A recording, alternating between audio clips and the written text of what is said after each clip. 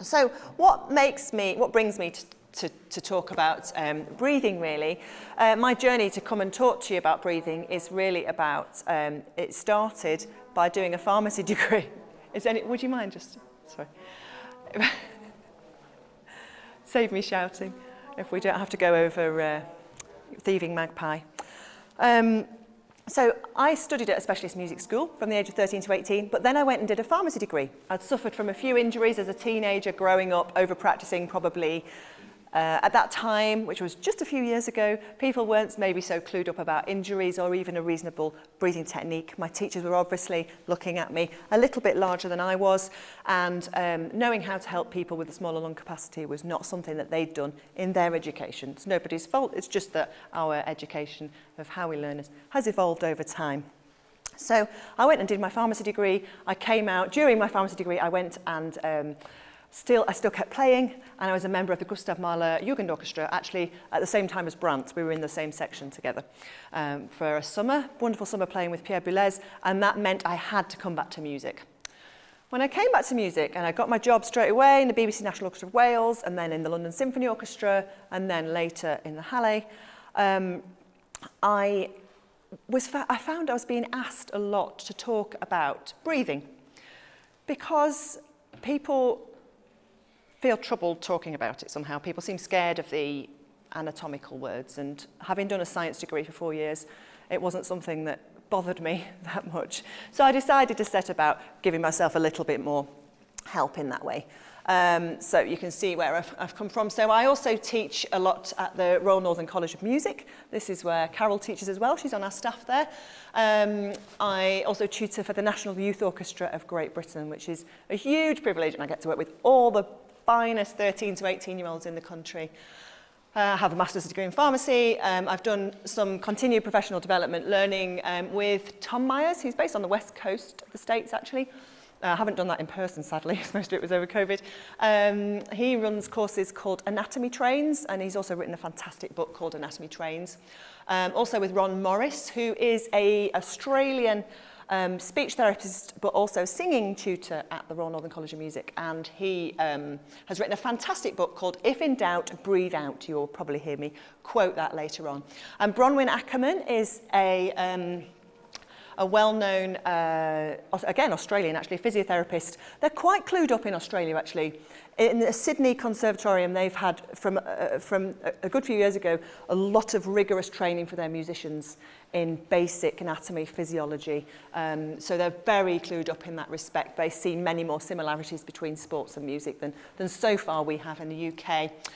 Over lockdown, I decided that it would be pertinent to improve my knowledge in this area, so that I was very confident that it was actually robust, because I kept being asked to give these lectures. And so that's when I decided to enter a course to do with Buto technique. Is anybody familiar with the Buto technique? No, brilliant. Okay, can't wait to tell you about it. So really, the Buto technique, if you've come to learn about how to get enough air in to play the trombone, this is not so much about that. I've approached breathing as breathing for life. You know, how do we actually just need to breathe in order that our bodies are the happiest they can be and the most relaxed state that we can be? And then probably that's how we'll sound best on the trombone as well. Those of you who were at David Vining's excellent talk yesterday, he was talking a lot about balance in how we stand and, you know, removing tension, and all of those things come into play here as well. So I've come to it really for breathing's sake. You know, why do we breathe? How do we breathe? What instigates a breath? Why do people breathe differently? And what impact, if any, does this have on our bodies? So obviously, we need to breathe in order to get oxygen to our muscles, right? That's the very basic point of it, okay? It goes into our lungs and it expands. So if we are breathing fast, or we're going to have a show of hands here, okay? What is going to get the most oxygen into our muscles, right? I want to fill up my right calf with oxygen, right? I'm about to run really fast in my imagination, okay? What is going to get the most oxygen to that muscle? Is it going to be breathing fast or breathing slow? Which one is it going to be? Hands up for breathing fast. Yeah, and hands up for breathing slow. Okay, well done. So the majority of you are correct here. Some of you abstained in a very polite fashion. So if you're breathing more slowly, you're giving time for the air in your lungs to actually get into your blood and then get around your body. Okay, so you actually end up with a much better oxygenation of your muscles if you can learn to breathe more slowly. Okay, so this has been, even quite well-known athletes have worked with these techniques in order to kind of improve their fitness levels. So you'll see runners working with like tapes on their noses, breathing through their nose until the very end of your fitness level. That's where you do need to breathe through your mouth. But for a good 80% of your aerobic capacity can be done through breathing through your nose. So a lot of them train, such as they might come to altitude to train, they also train by breathing through their noses. It says here, obviously, carbon dioxide is the waste product. We know that. And gravity is important. This is really interesting because there's actually a bigger blood flow to the lower part of our lungs. This is just of interest to me. This is not necessarily to do with the trombone. It's more about how breathing in the most relaxed way can allow our bodies to feel much happier. So, percentage of gases in the air. Again, this is just scientific stuff, really. It's not most important. Nitrogen, the most. Oxygen, 21%, unless you're at altitude. Okay, so it's already gone down, even at this altitude, to about 17.5% carbon dioxide. And then others, just various. Water vapour, very little here, I've found. You don't lose your voice after you've spoken for an hour in this part of the world. Nitrogen, we don't have a need for it in our body, so it just comes in and out. Oxygen, we do have a need for it, so we use it. Not all of it gets absorbed because there isn't the time, really, and some of it just gets excreted from our body. Carbon dioxide, you can see, obviously, increases. And again, the water vapour is variable. So what's the problem with breathing then, really? Why do we all get in such a knot about it? Why do we worry about talking about it? Well, I suppose the respiratory system is quite complex. It's basically because it can be managed in different ways. So if you're asleep, right, you still have to breathe. So you don't have to think about it. This is a good thing. It's completely automatic.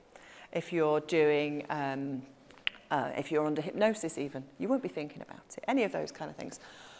Even in day-to-day life, you won't generally be thinking about your breathing when you're talking to your friends in the corridor here, will you? It's just automatic. When you go to play your trombone, the problem is our brains, our conscious brains, try to take over from this subconscious activity. And because we're humans and we think we're better than our subconscious activity, we try to essentially control it. And in a way, by controlling it more, we create more problems for ourselves.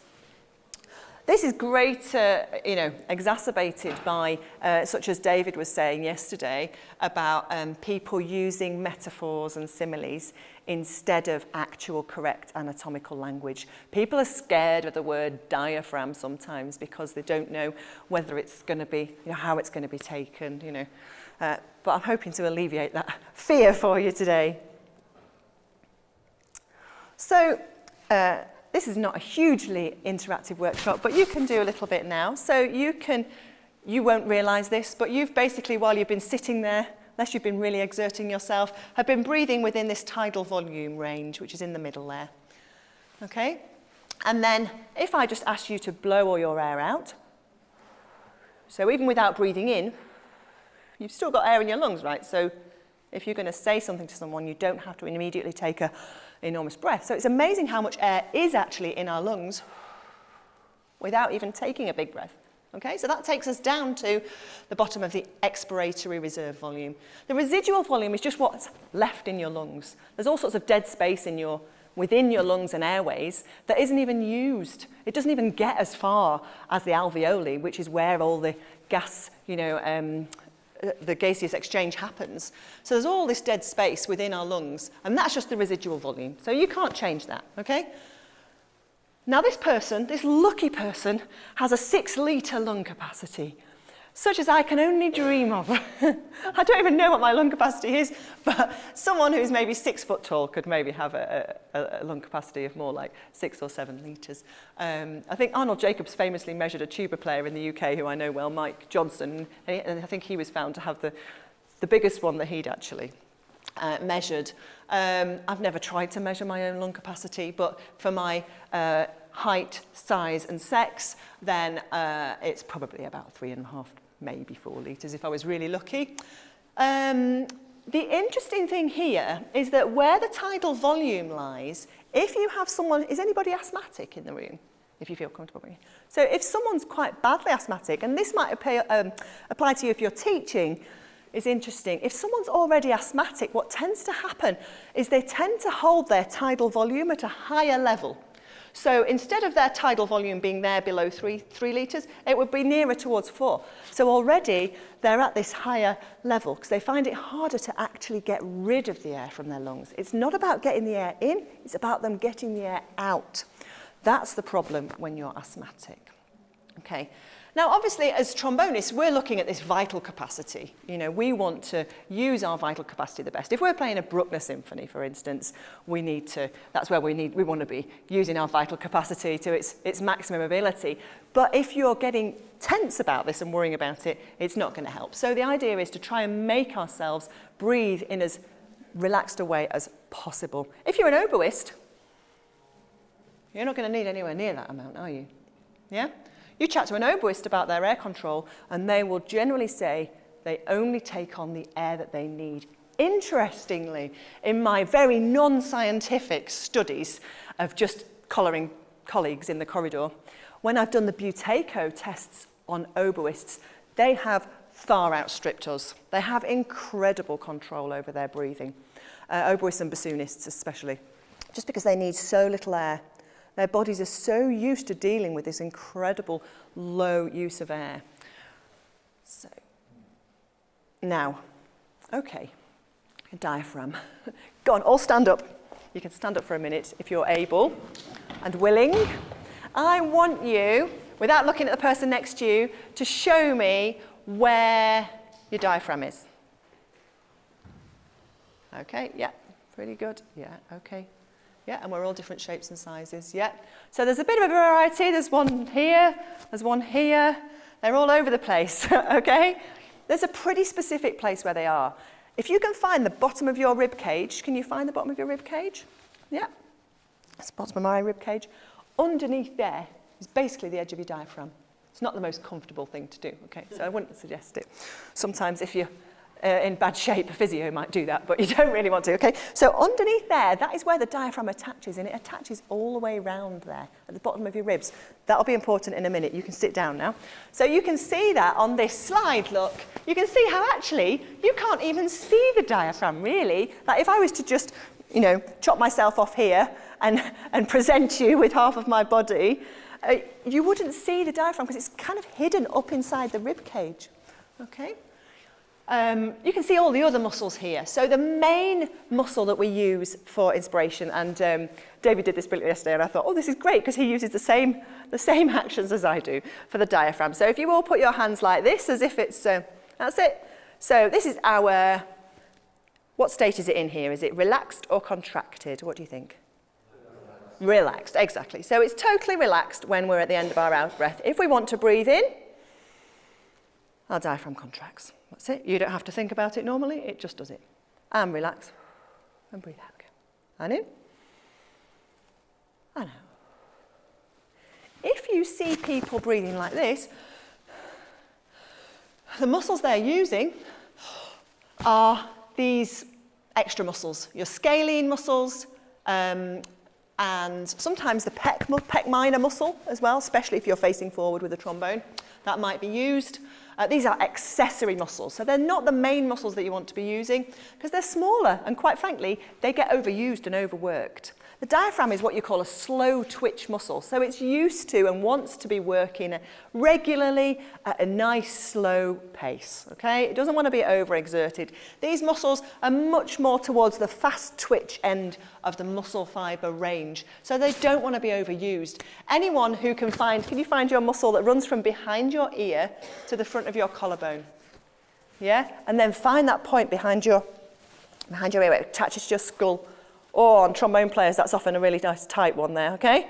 Not only because of the kind of slightly old school method of teaching which involved a bit of that, okay, which completely shortens your sternocleidomastoid, but also any breathing that's up high like this is going to exacerbate problems with those and potentially cause neck pain, shoulder pain, arm pain. So we're trying to avoid that. Sometimes we end up using these, okay? In moments of extreme stress, or when the conductor is going to hold that last chord just that bit longer than you really want them to, then we end up using every muscle possible in our body to like keep the note going, don't we? Yeah? Anyone been there? Definitely been there. Okay? When they take you by surprise and actually the breath is quick. Anyone seen videos of Gurdjieff conducting? Yeah, there wasn't a lot of time to breathe. Not a lot of time, really quick breaths. But what was interesting is actually the orchestra really quite suffered for that. There was a lot of injuries after we'd done Gurdjieff patches in the LSO. So you can see here the main muscle there is the diaphragm. It's the biggest one that we want to be using. The other thing is, when you've got your diaphragm like this, we've seen where it's attached, haven't we? Where's it attached to? The bottom of our rib cage. Yeah. So as you do this and your diaphragm contracts, what's expanding? What's coming out sideways? Yeah, your ribs. And it's coming out, they're able to come out forwards and sideways and backwards, depending on whether they're jointed at the back or cartilage at the front, but they all move in this kind of outwards way. The other thing that's interesting, and this was something that David didn't touch on, and I've been trying to catch him actually, but he's been busy chatting, is how joined up the diaphragm is to the rest of the body, and that's what I'm kind of interested in, really. We all know how we breathe in to play the trombone, it's just, we want it to be as relaxed as possible, but how it impacts on the rest of the body is really interesting. You see these big psoas muscles. You see the psoas, if I point on here? Does that work? Yeah, this one here. That one runs from like the middle of your back all the way down to the inside of your hip. So if I'm sitting a lot of the day, what's my psoas? Is it shorter or longer? Shorter. So as musicians, we spend a lot of time sitting on buses, aeroplanes, cars, and sitting doing rehearsals. So the psoas is implicated there. Now, these muscles at the bottom here, they are our pelvic floor muscles. So muscles, when one muscle moves in our body, it doesn't move independently. We're not like a series of Meccano parts as a human. We like to think we are. We like to think we are our brain. We are our body, we are our nervous system. We like to take medication which impacts on one system. I'm going to take this particular medication because it's going to take down the swelling in my knee, okay? The truth is, nothing is that specific. No one pharmacy drug is that specific, okay? And that's why you get side effects. Because our body is not separate. Yeah, so any movement that you do has an impact on another part of your body. So for instance, I want to stand up again, sorry, it's like a bit of exercise for you. Just experiment now with how free your body is when it moves. So imagine that you've been told to stand bolt upright, okay? And you're standing up and you've been told you have to have your trombone at 90 degrees, good old brass band tactic, okay? And I'm overextending here, you can see that quite clearly. I'm exaggerating, aren't I? But if I'm doing that, how am I going to breathe? Yeah, exactly. Like this, high in the rib cage, because it's the only way I can, isn't it? Because my back of my ribs isn't free to move, okay? It's not free to move at that stage. Okay, if I'm then slouched, opposite, isn't it? The back moves, but not the front. So, as David was saying yesterday, what we need to find is balance. It's balance in our posture. People use the word posture, but much like him, it feels a bit static, the word posture. So I like balance. I don't stand particularly still when I play, and I think many people don't, and I don't think it's good to be static. Our bodies weren't designed for it. But what's important to notice is that what you do with one part of your body impacts on another. So for instance, if you just swing your arms by the side of your body and then lift your arms up to your imaginary air trombone, highly expensive trombones these, okay? I earn an enormous commission on air trombones. That's why okay, so now what I want you to do, so your hands should be entirely relaxed, right? Now what I want you to do is imagine you are gripping your slide as hard as possible, okay? Now, which muscles do you notice engaged at that point? Which muscles? Yeah, those ones? Any others? Any advanced? Up here, yeah? Anyone else? Yeah. Okay, anywhere else? Yeah, shoulder. Your neck, yeah, okay. Now, it's interesting, isn't it? Because all you've done is slightly tighten your grip on your slide. You can sit down. How many people have students who play, you know, like this, they arrive with their little pinky sticking out, or they're grabbing? You play like that? Oh, it's very honest of you. Yeah. Do you know what's quite good for that, actually, in all seriousness? Ladies' hairbands. You just stick that around. It's quite helpful. You just stick a hairband around someone's fingers. All it does is it just brings awareness to it. So if you've got someone you can pinch a hairband from, that can be quite helpful. But what I'm trying to show you here, really, is how interconnected all of these muscles around the abdominal area are. So, and how important it is then to be free. And if you have been sat a lot one day, move. You know, chances are when you get up first thing in the morning out of bed and you go to practice, the first thing you want to do is actually stretch and move. So who does anything like, oh look, I could list any of these. Yoga, Pilates, Feldenkrais, Alexander Technique, Tai Chi, Qigong, the list goes on. Stick your hand up if you've ever done any of those. Okay, brilliant. So all of those, they all work slightly differently. I personally do Pilates, I'll come to why in a minute, and some yoga as well. And I also run and cycle in order to keep my aerobic fitness good enough to do my job. But basically all of them increase an awareness of your own body and where your body is in space. And so I think that can be really helpful. I love teaching people who've done dance. That's always a real treat because they're incredibly body aware. Right. Now, another reason I wanted to look at this is because the diaphragm and your pelvic floor muscles actually work in a kind of a antagonistic, they're not true antagonistic pair, but they work in this kind of teamwork mechanism, okay? So if you're breathing in through your diaphragm, your pelvic floor naturally relaxes, and then if you're relaxing, your pelvic floor naturally contracts. That is how your body would naturally choose to behave. The easiest way to teach this is actually by lying on the floor, which we don't really have the capacity to do just yet, but maybe at the end, if anyone's interested, we could do a very short session of this. When I'm teaching breathing to students, the very first place I start is by having them lie down on the floor in an Alexander Technique resting pose. Do you know what that means? Anyone? So lying flat on the floor, but with my knees up and my feet on the ground, okay? And that's it's a nice relaxed place for your back to be, basically. And you can also get your pelvis into a neutral position, so our pelvis can tilt in all sorts of different directions. But it's finding that neutral position. Pelvic floor muscles, now, you know, people get pretty uncomfortable talking about pelvic floor muscles, but once you've had a couple of children, that disappears.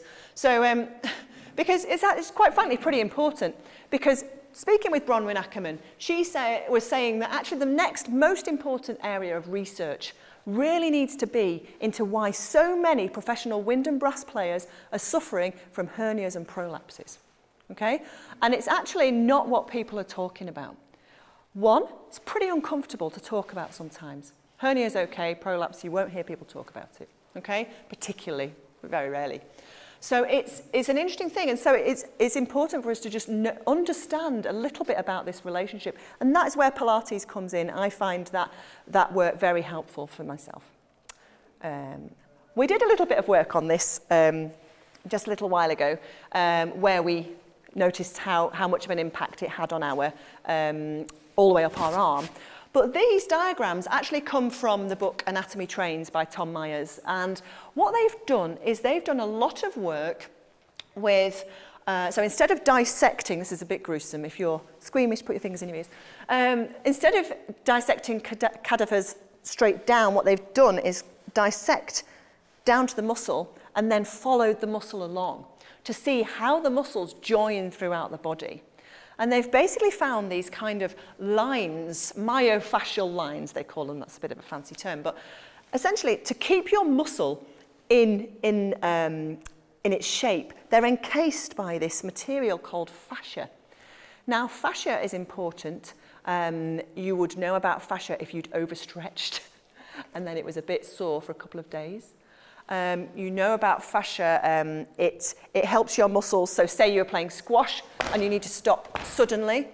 The fascia has that ability to make your muscles stop like that. It's a bit like, has anyone ever used, do you have corn flour over here? I'm trying to think what corn flour would be in. No, this is going to be lost in translation, I can see. I won't go there. So it has the ability to do that. It also has the ability to stretch. Now, you know a carrier bag. I wonder if I've got one in here. I have. Sorry, just got off camera for a minute. But if I've got a carrier bag, right? Oh, no, I can't empty that. It's got my nuts in. Right. Then, so a plastic bag, right? And I pull it apart like that. Okay, you can see the bonds there are slightly weakened, aren't they? And it stays. Now, your fascia will eventually mend in that place, but it takes time. So that's why if you're doing a lovely yoga workout, you maybe then wouldn't go and play rugby or something. Wouldn't be a great idea, or American football, because you'd be liable to injury. All of these things to do with muscles and how our muscles work are really important when we come to practicing. So I know in the UK some people have suffered from particular sort of over-practice syndromes, and how you learn to use your muscles is incredibly important. I think I can't go into that right now. But what I want you to do is stand up again. Sorry. It's more interactive than I thought this, isn't it? And what I want you to try and do is find the balance points on your feet. So they are underneath your big toe joint, underneath your little toe joint, and underneath your heel. And just try rocking around all of those until you can find the point at which you've kind of got an equal weight on all 6 of those points, okay? And that's a nice balanced place to be, okay? Your knees don't want to be locked, just soft, okay? We don't want our knee joints to be locked, just soft. And if you're sitting down, a pretty good guidance is that your ear, your shoulder, and your hip bone are roughly in line, roughly, okay? So if you dropped a pendulum from here, it would be roughly of that order, okay? And then you can just lift your trombone up again. So if you find that balance, and you've got I loved his idea of bobblehead, actually. So let's go with David Vining's bobblehead. But essentially, you're finding the balance point on your head and just trying to find that middle point where it's just loose and free, and you're lifting up your trombone. You can try just lifting up. You can try breathing at the same time if you like.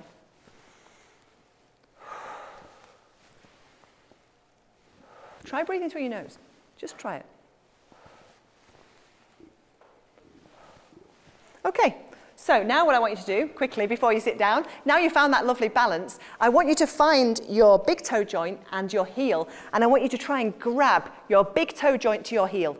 So you're making the arches of your feet like curl up, yeah?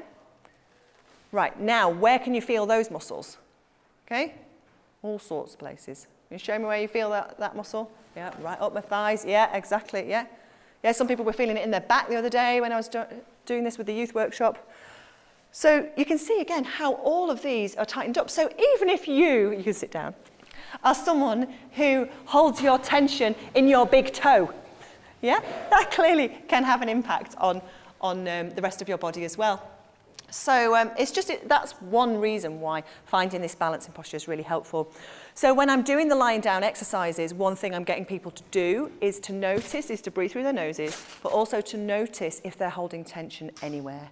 It's easier to do that lying down because you're not working against gravity. You're not working against people's postural habits that they already have. You know, people will have a tendency to stand either with their legs locked or slouch. And if you're lying down, you eliminate all of that. So it's a really good starting point for teaching. So if I have someone struggling, that's where I always begin. So breathing exercises. Who does breathing exercises? Yeah? Breathing exercises? Yeah, okay. So Are they useful? Yes. Of course they are. Learning how to use our air well is useful.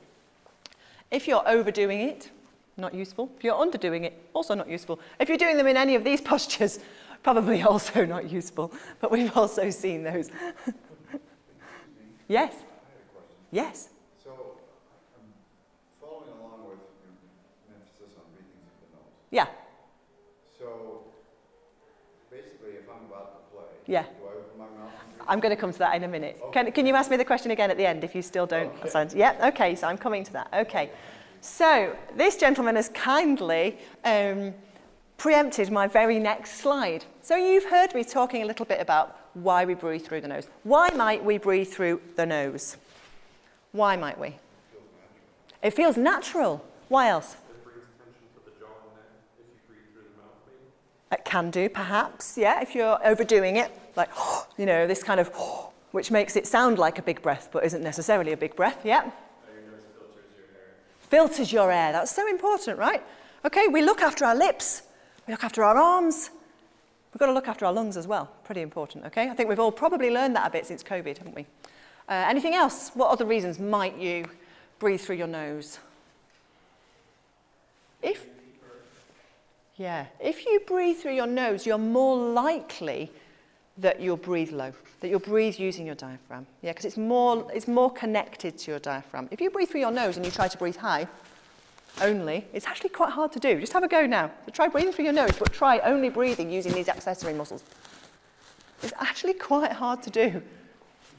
It's easier to breathe in a more relaxed fashion when you're breathing through your nose. Okay, so that's another reason. There's a few other really good reasons.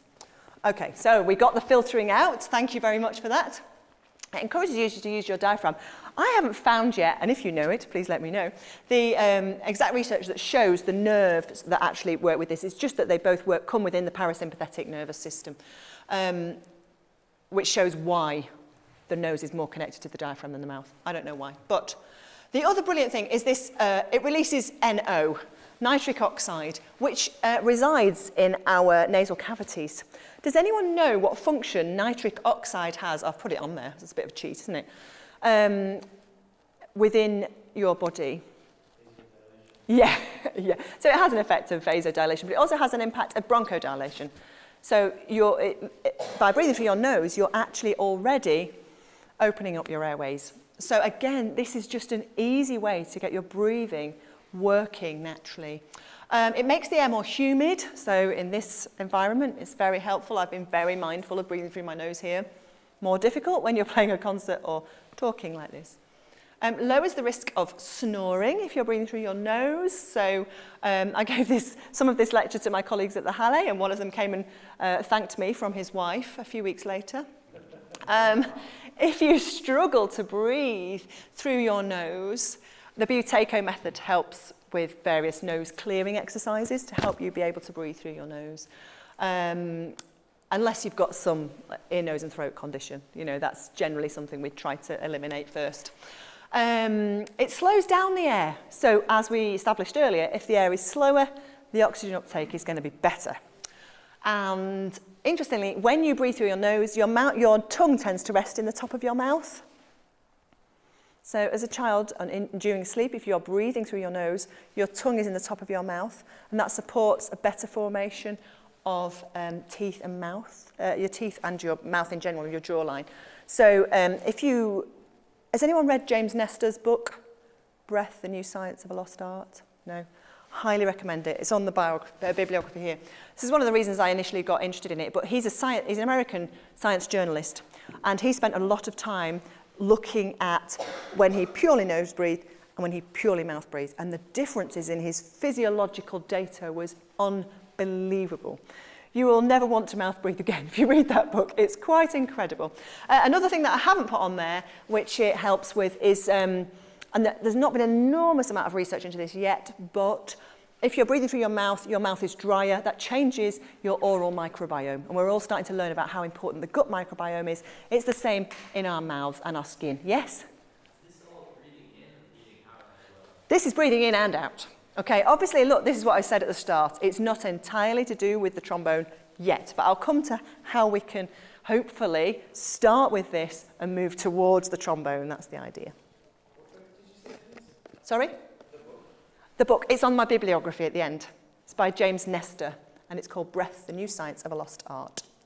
So, what I want you to do now is this is a very easy experiment, and it requires no effort from you. It requires you to breathe in and out through your nose, and all I'm going to ask you to do is to count. Now, trombonists, we should be pretty good at this. Okay? Depending on who does it in your section. I've been waiting for years to be a proper first trombone player, so someone else would count my bars rest. Didn't work. Sadly, I still count the bars rest. Anyway, so all I'm asking you to do is not even count that many bars rest. I'm asking you to use one breath cycle and count that. And I'm asking you to count how many breath cycles we get through in 1 minute. Okay? So I'm going to give you a minute timer, and at the end of that, all I'm going to ask that you do is tell me roughly how many breaths you did. Okay? So when you're ready, start your breathing cycle now. So 1 breath in and out equals 1.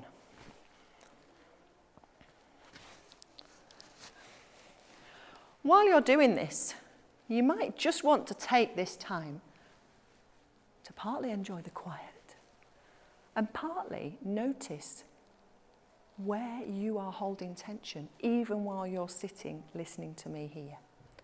Do you hold it in your stomach? Do you hold the tension in your big toe joint? Do you hold the tension in your shoulders, in your neck? Just take the time to do a body scan. And this is a lovely thing that you can do during your bars rest. You know, even when you're counting your bars rest, you can be doing consciously nose breathing. So you're lowering your blood pressure, you're lowering your heart rate. All of these things you can be doing whilst counting your bars rest, depending on who's conducting maybe. Okay, that's the end of 1 minute. Okay, so I'm going to ask who breathed between 5 and 10 times in a minute. Hands up. Okay, who breathed 10 to 15 times in a minute? Who breathed 15 to 20 times in a minute? Okay, great. So what's really interesting about the speed that we breathe is that over the years, the recommendation for how many times a minute, or what we call our minute ventilation, has become higher. It's become acceptable to have a higher minute ventilation over years. Now, this is just because it's changed over the years, not because humans have adapted in some way over a very short period of time. And one of the interesting things that they found with research is that actually the optimal time, the optimal amount of breaths for you to take in a minute, the optimal amount of breath cycles is about 6 per minute, which I think is a lot lower than a lot of us end up breathing, especially as trombone players. Go and check out those oboists in your orchestra and check, find that out, okay?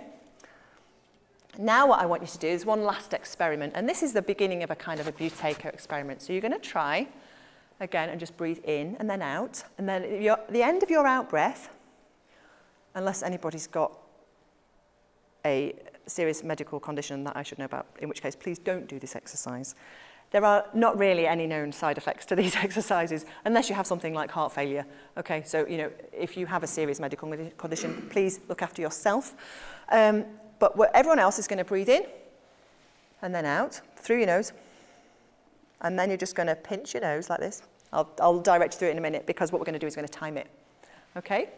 And then we're going to work out what your initial control pause is. And that's one of the ways that we measure how well people have control over their breathing. Okay? So we'll try a breath in. So just a relaxed breath in. Through your nose and then out through your nose. You can do it again if you like, if you're feeling stressed now about the fact that you've got to hold your breath. So let's try again. Because our mind impacts on this as well, doesn't it? As soon as our mind thinks, oh my God, I've got to hold my breath, this is going to be really hard. Okay, and in again. And at the end of this out breath, you're just going to hold your nose, and I'm going to count, okay? And it's not a race, and whenever it goes. 1, 2, 3, 4, 5, 6, 7, 8, 9, 10, 11, 12, 13, 14, 15, 16, 17, 18, 19, 20, 21, 22, 23, 24, 25, 26, 27, 28, 29, 30, okay, we have one person still going at 30 seconds. Fantastic. So the way that dysfunctional breathing is measured in the Buto method is that anyone who has a controlled pause of under 20 is deemed to be able to benefit from this method. That's how it's measured. That's just an initial idea for you. And this is how our body impacts on what we do. So quickly talking about our two autonomic body systems. Anyone who's played this week probably has felt most of that. How does that impact on our breathing? How does being in that part of our nervous system impact on our breathing? Just quickly. Yeah, faster, possibly higher, you know. And that also feeds back into that cycle. So by breathing like that, it makes that happen, okay? The other part of our system is the parasympathetic, which hopefully, after this class, you should all be in.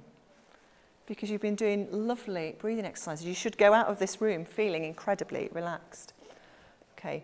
Our bodies are designed to go between these two systems very quickly and very easily, but in modern society with social media, immediate emails, being too contactable by your students, all of these things means that you spend, and management, not just students, means we spend too much of our time in this part of our life. What's interesting is that there's been really good studies done on how we practice, and our bodies and our brains are much more able to take on information if we're in this part of our nervous system, in the parasympathetic state.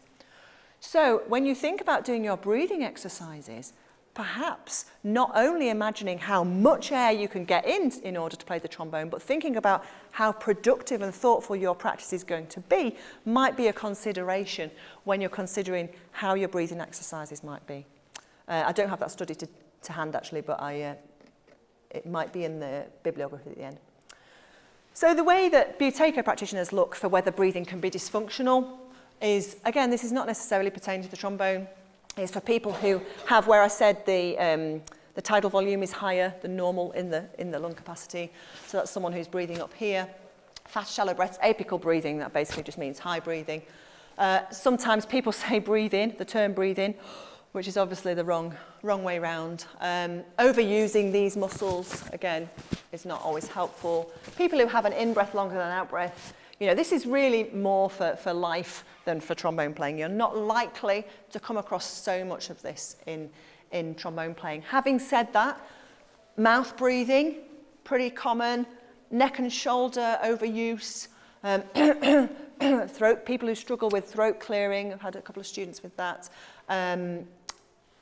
So you do sometimes see some of those. Sighing and yawning. Lots of sighing and yawning is also a sign that of dysfunctional breathing, as they call it. Okay, so again, this is to do with life, not to do with the trombone. It's you'll find, and I really started looking into this, I suppose, because I had a couple of family members with bad health over COVID, and I have a family member who has a chronic health condition, and I was really interested in not only seeing the specialists who are incredibly detailed and you know, they look at things in such tiny detail, you know, they go smaller and smaller and smaller in your body. I was interested in this person, nobody was looking at this person holistically, and I was interested in how breathing and other things impact on our entire body systems. So I'm not saying that it cured them, but it definitely helped some of the symptoms that they were suffering from, such as dizzy spells, headaches, tummy pain. You know, a lot of these are anxiety symptoms, just generalized anxiety. You'll find, especially post-COVID, a lot of students are suffering from this generalized anxiety. And that's why I think that taking this breathing back to the basics has been an incredibly helpful thing for a lot of my students. Again, some of these other things you wouldn't necessarily have thought of. When I gave this talk at the Halle, the people who were most interested actually were the string players, because some of them had realized that they'd been suffering from palpitations almost their entire professional career.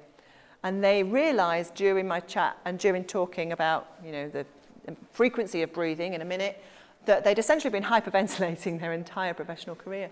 And they were quite relieved in a way that that's all it was, actually. It was amazing how such a simple change did that. If they're breathing in, you know, obviously we breathe in and we have to, you know, we have to manage our air. are air, but on the strings, unless they've been taught in that school, they maybe haven't come across that. So they might be breathing in on a down bow and breathing in on an up bow, breathing out on a down bow, in which case, depending on what they're playing, that's going to be quite quick, isn't it? So the Buto method is really a holistic approach to breathing retraining. It's not especially trombone specific. People have asked me a lot, how does this feed into your trombone playing? And look, I didn't really do this specific technique as a trombone player. I did it as a curious person about breathing. And when I did this course, I could only do the specific course that I did because I had a healthcare degree. So that was pretty niche. So I'm a trombone player, but I have a pharmacy degree. So this was the only reason that it was actually available to me.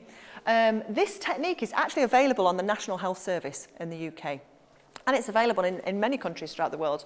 Don't know about the US, I have to say, but I know it's very widely used in Australia and New Zealand. But it actually came from a Ukrainian doctor in the first instance, who noticed that just like overeating, overbreathing is likely to have consequences on our physiological systems. Our bodies, again, are not separate, and everything throughout our body is communicated by a series of chemical messengers. And so how we breathe, how fast we breathe, has an impact on how those chemical messengers work. So if I talk about pH, do people know what pH is, whether it's neutral or acidic or alkaline? So our blood can change pH depending on how fast or slow you're breathing.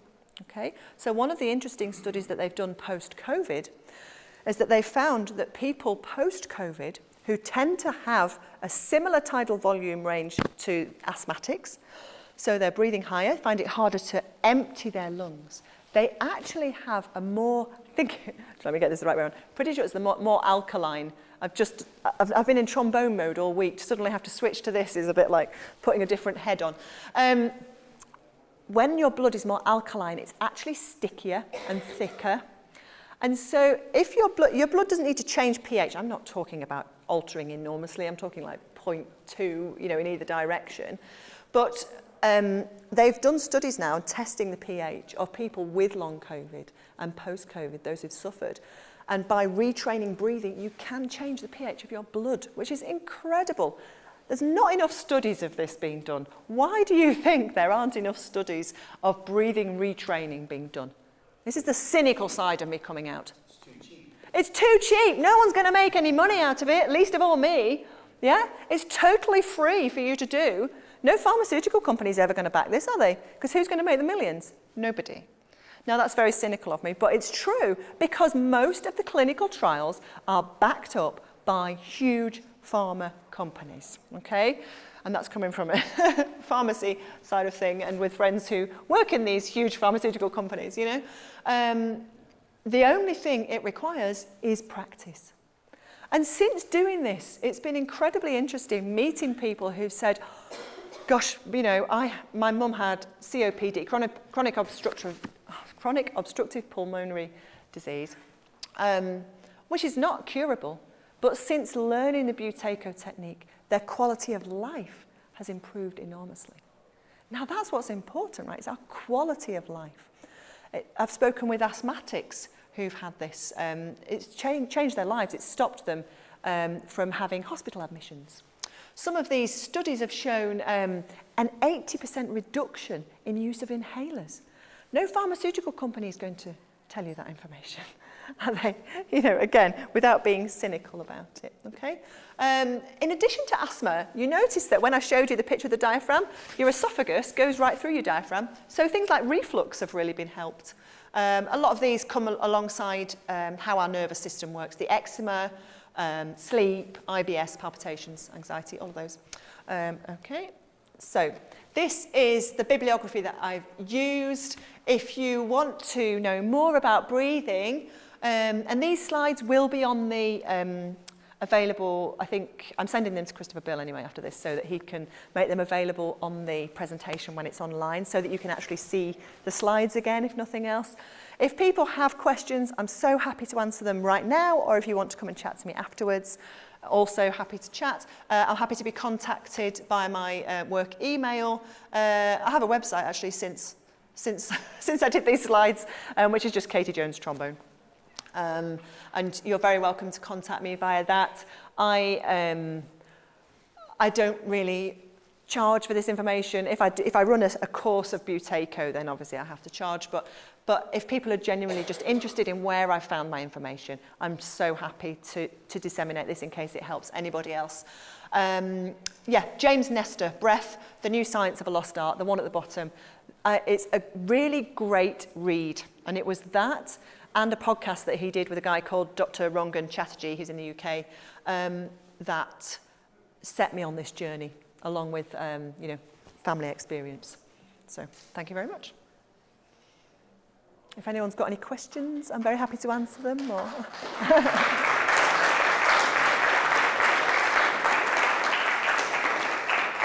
yeah. So this is related to the slide you had earlier about sympathetic and parasympathetic Yep. system. Yep. Yep. Is there any way to sort of practice going between the two, like almost put yourself in the sympathetic Yeah. system and then practice getting out? Yeah, I mean, by breathing. So how are you going to get yourself into the sympathetic part of the nervous system? Going into that panic, high, fast breathing, that will pretty quickly get you into this sympathetic nervous system, and then just simply slow, if you're mouth breathing, you're breathing fast, and you're overusing these accessory muscles, all of that will pretty much be enough to get you into that sympathetic nervous system. Or go and stand on that stage in front of a few hundred trombone players. That also does the trick. Parasympathetic nervous system, it's been shown, actually, really good study recently, that 5 minutes of breathing exercises, mindful breathing exercises, are as effective as a half-hour meditation, which I think is pretty good, because I love saving time. When you have a full-time job, a couple of children, do some teaching, and then occasionally have to practice for things like this. Saving time is like my life's work. Anyone else got any quick questions? Yeah? So would you recommend practicing like playing just by breathing through your nose? Good question. Okay, so someone I know, another professional player that I know, had read this book and slightly taken it out of context. That's a really good question. And was doing nose breathing like the whole time, like keeping their chops entirely stationary. So yeah, it seems really stupid, right? Yeah, okay, so what's that going to do to your chops? Yeah, it's going to turn it into the most incredible stamina exercise. Now, if you want to do a stamina exercise, fine. If you want it to be a stamina exercise, great. But if you want it to just be about, these muscles, they can still be relaxed, yeah. So what I tend to do is I tend to start with people lying down. This is what I did with the youth workshop the other day. Breathing, getting them to notice tension, and then I get them to imagine the sound they want to make. So I move gently from breathing in through the nose and out through the nose to breathing in through the nose and out through the mouth, imagining the sound. And then you're moving gradually then to the trombone and introducing maybe some resistance along the way. So,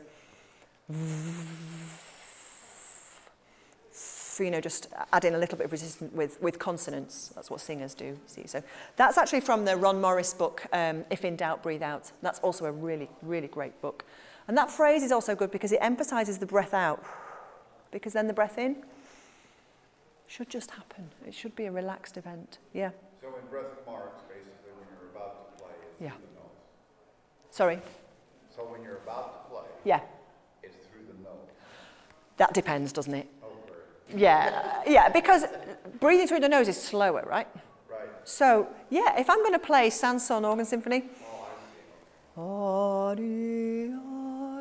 didn't sign up to sing on video. No one wants to hear my voice. Or Bolero even. Because then your chops are basically set, not moving around. I like it for those kind of things. But in the middle of a phrase, it's obviously not practical. But the point is that if you're used to breathing in through your nose, that's the way your body likes it. And then hopefully when you breathe with the trombone, you can work with the trombone, not versus it or against it. You want it to be like an extension of you, don't you? So it's trying to reduce the difference between you and the instrument. So it becomes part of you. Terrifying thought.